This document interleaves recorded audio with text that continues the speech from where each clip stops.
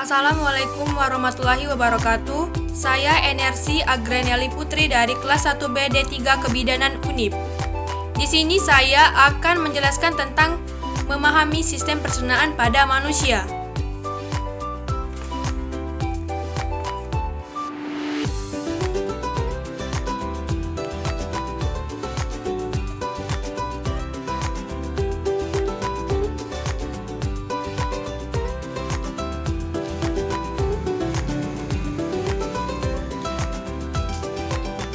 Semua makanan dan minuman yang masuk ke dalam tubuh akan mengalami proses pengelolaan di dalam sistem pencernaan.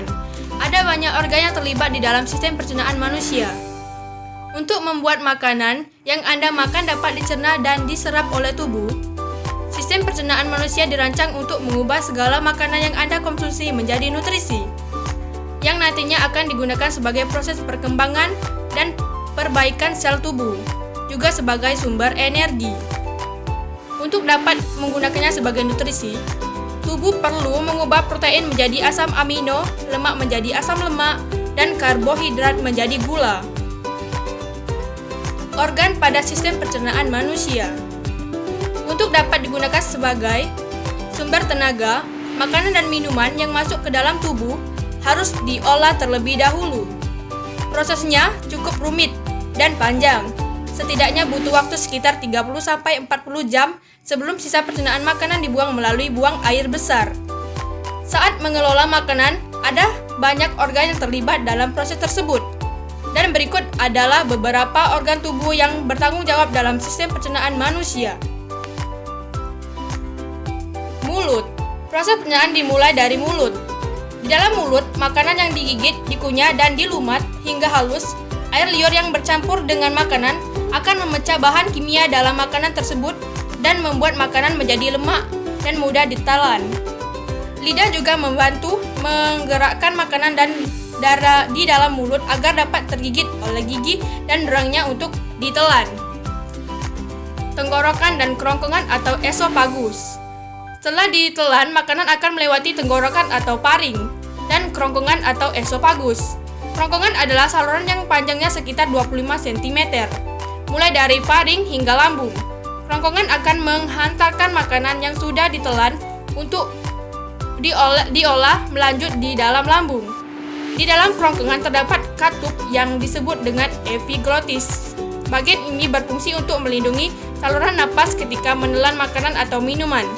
Jika makanan atau minuman masuk ke saluran napas, maka Anda bisa mengalami batuk atau tersedak.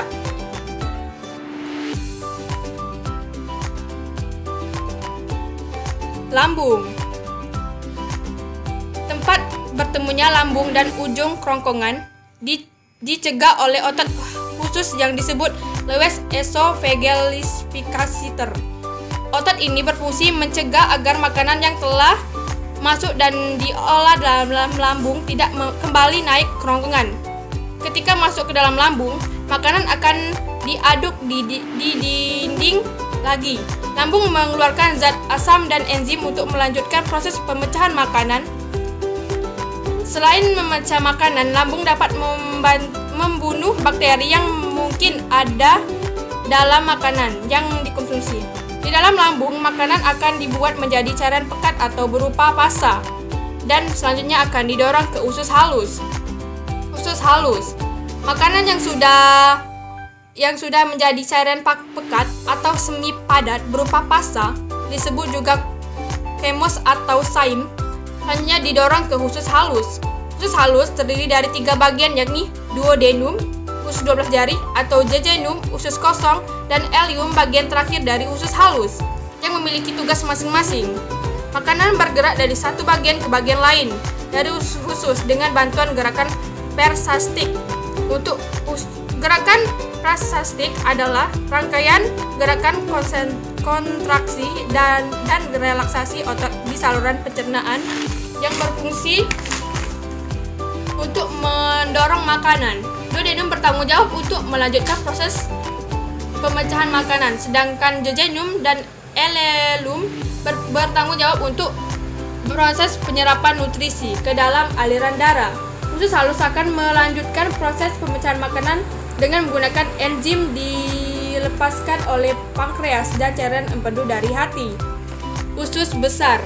Setelah nutrisi dalam makanan diedarkan ke dalam makanan, tentunya ada sisa limbah yang akan dikeluarkan dari dalam tubuh ini. Diolah terlebih dahulu di usus besar. Sebelum dibuang, limbah akan melewati bagian usus besar yang disebut dengan kolon. Secara anatomis, kolon dimulai dari jejum atau bisa dikatakan sekum yang berkontraksi dalam rongga perut bagian kanan bawah. Usus buntu terletak di bagian ini. Di kolon terjadi penyerapan air dan beberapa mineral ke dalam darah. Selanjutnya, usus besar akan mendorong limbah makanan yang berupa kontrak ke dalam rektum. Ini perhentian terakhir pada saluran pencernaan. Selanjutnya, ketika kotoran ini akan dikeluarkan melalui anus, Anda yang merasakan mules dan melakukan buang air besar. Sistem pencernaan manusia harus sehat agar berfungsi dengan baik untuk mengolah makanan.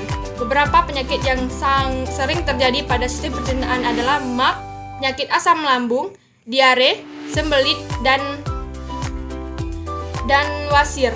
Gangguan pada sistem pencernaan jika tidak ditangani dalam jangka panjang dapat mengalami kekurangan gizi seseorang. Untuk mencegah kesehatan sistem pencernaan, Anda disarankan untuk banyak minum air putih dan memperbanyak konsumsi makanan tinggi serat, meliputi buah-buahan, sayur-sayuran, dan biji-bijian.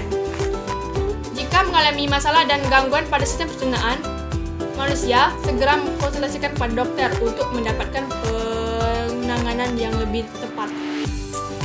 Assalamualaikum warahmatullahi wabarakatuh.